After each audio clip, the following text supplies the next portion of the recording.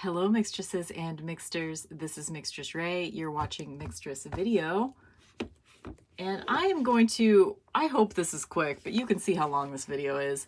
I'm going to do kind of like a quick overview of Ian Daniels' Faerie Enchantments Oracle, because this is an independently published deck that is reasonably priced.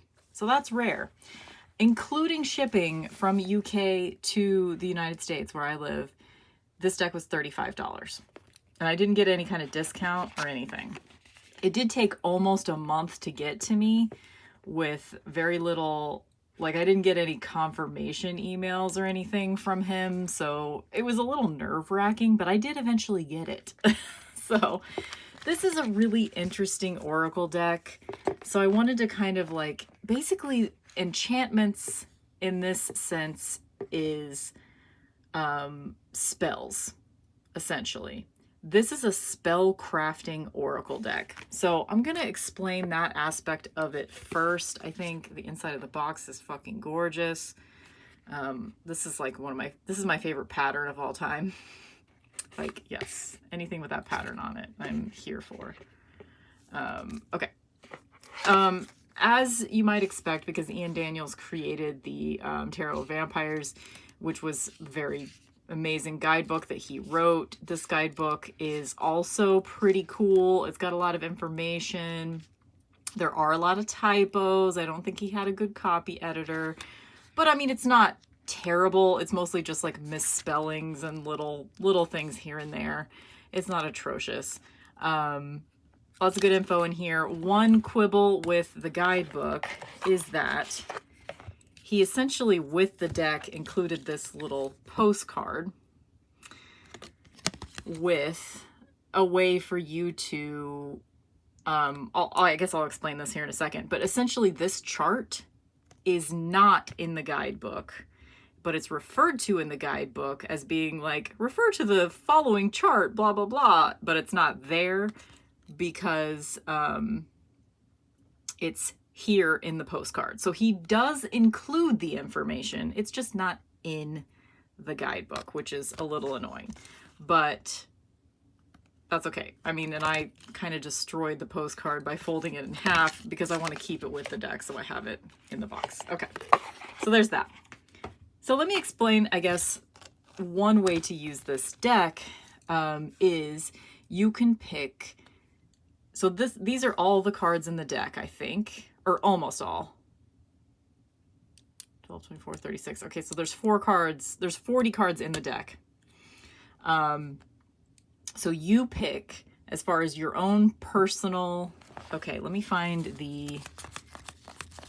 and I'll do like an actual flip through too, just of the images.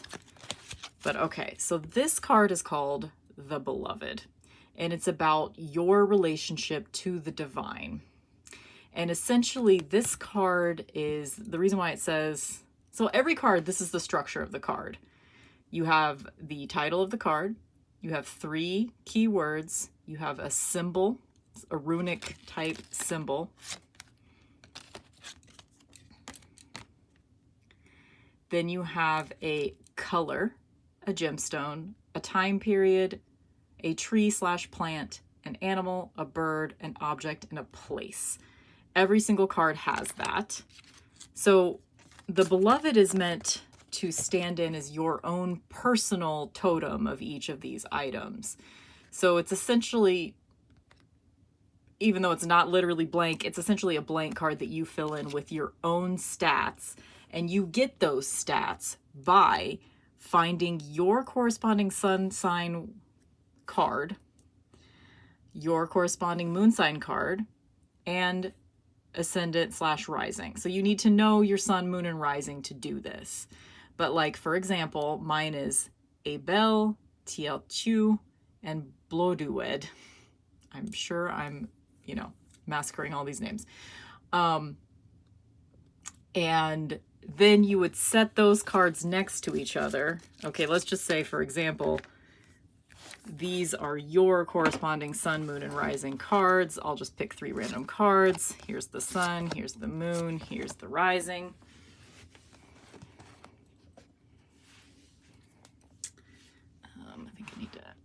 move shit back so there's room here. Sorry about the ring light. So essentially you would choose from these 3 cards whichever. So how you do spell working, and this is so hard to explain, but how you do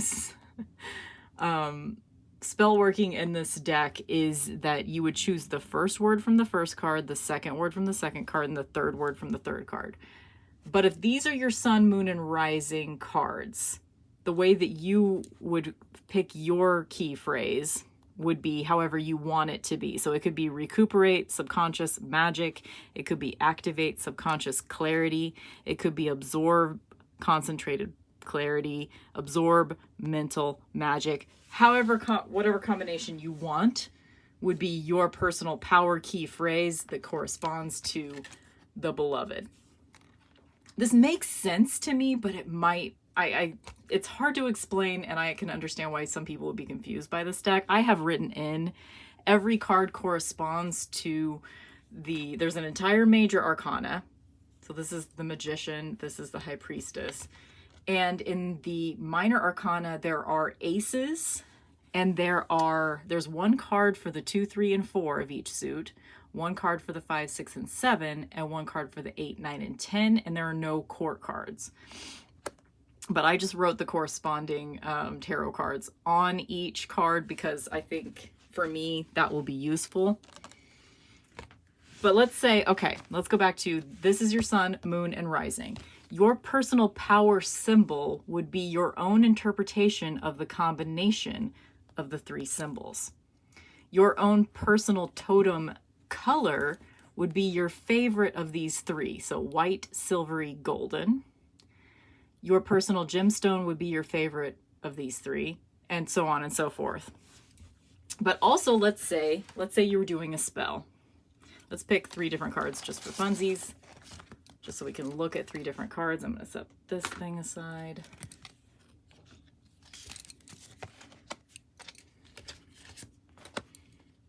Not that one, because this one's the Awen, which is like the everything card. Which is the Awen and the Beloved are like special. Okay. Not that you can't use them in a particular way, but it's like transparent, clear quartz, present moment, nature, spirit, fairy animal, fairy bird, blah, blah, blah. Okay, I hope this, I feel like I'm making no sense at all. I don't think I am. But anyway, let's say you were creating a spell with these 3 cards. The way that you would do it is you would probably pick based on the words. So let's say you wanted to visualize positive beauty. You know what I like? Visualize fertile vitality. Let's say that's the spell. Visualize fertile vitality. So you would, in order to make this spell, you would write in your book of shadows or your journal or on a piece of paper or whatever. You would make a combination of these 3 symbols. You would write down that phrase, visualize fertile vitality. And even like you would use that phrase to create your own like expanded and specific power sentence. And then you would choose at least 1 to 2 elements from the description on the bottom of the cards to either create your own talisman, your own magic charm, or just put them together with the cards and your spell. So like, okay, so in order to visualize fertile vitality, let's say you decide to gather together an amethyst and an apple, and you would do the spell out in a garden at dusk with a birch branch. I don't know. And then you would put the cards, the spell, the elements that you gathered together for the spell, and you would put them all inside a box. And the guidebook does say that you can use the box of the deck, or if you have some special other place where you like to keep your spells, and then you would leave the items alone for 3 days and let the spell do its work. I really kind of like this. It's a little, I normally don't follow like spell recipes and things like that, but this is more like spell guidelines, you know, because you can interpret this shit however you want. And it's interesting. Of course, it can also just be used as like, oh, I'm dropping things on the floor. Dropping things. It can also be used as just like a regular oracle deck. And if you were doing that, like if you picked a card at random, the keyword would be the, that's a bad example because that's all one again. The keyword would be the bottom word, fulfillment. Or you could use all of them, I guess. But it's a really interesting concept deck. And as far as like using it to craft spells, I think I actually will. And I don't have any other deck that's like this. In my opinion, the images, so let's just do a flip through of the actual cards.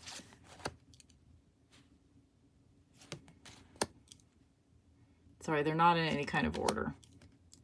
But each one does correspond to, like, this is the Hierophant.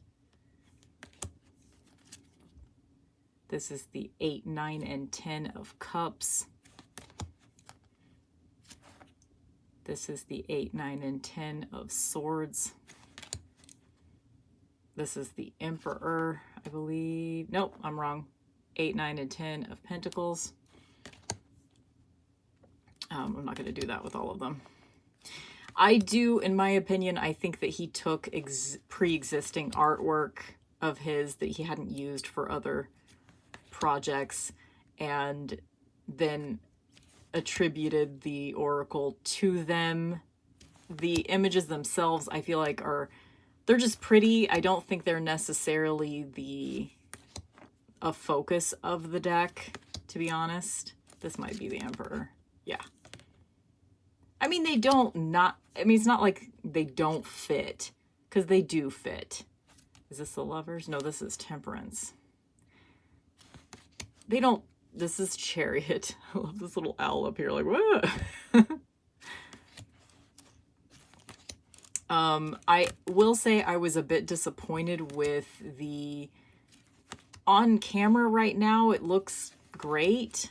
And in fact, I might even slap a filter on this like I usually do to make it even more saturated. Like, just so you know, on camera, the colors look beautiful and bright and saturated, but in person they're a little desaturated. They're a little pixely.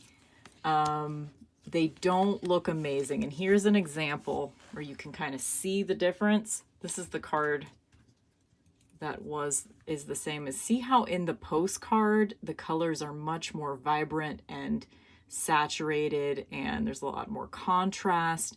There's also a lot more detail in the image. It's hard. Yeah, the images themselves don't look as good as I know they probably did when he created the art. But I got used to that pretty quickly. I've only had this deck like 3 days, and it costs $35, including shipping, from the UK.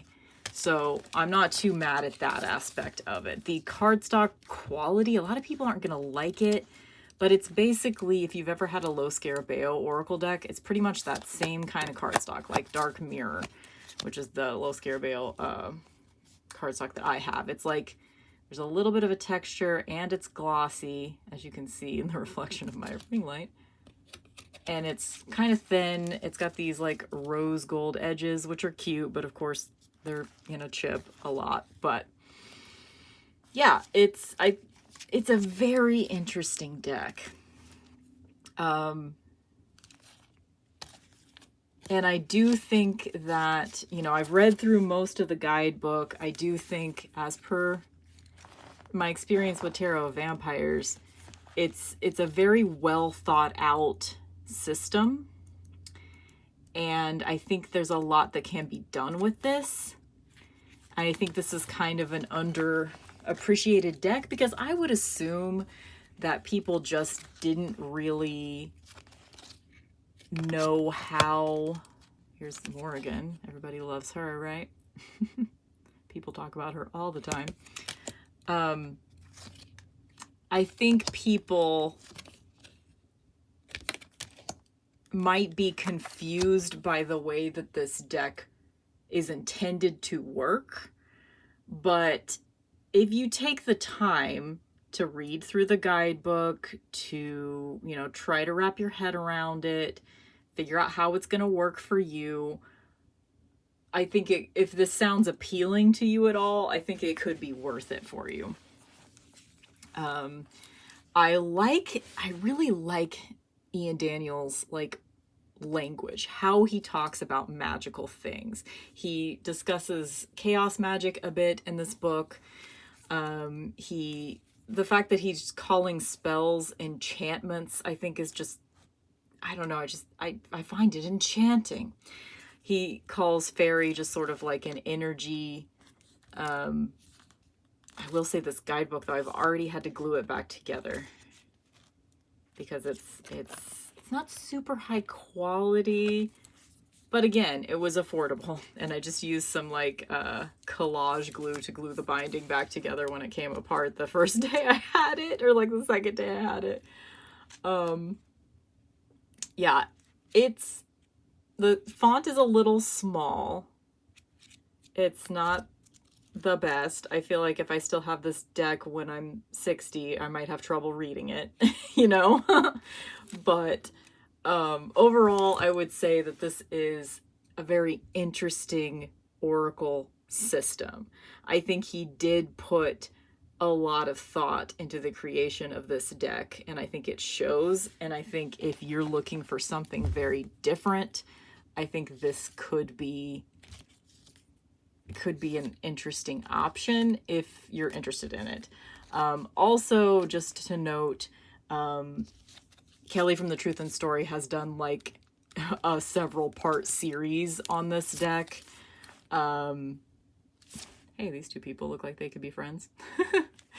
And she goes into much more detail about how the whole system works and everything. I just wanted to do a quick overview of it because my friend Sylvie Baby asked. He wanted me to do a flip through this deck for him. And it is cool. It is cool. This is the Justice card.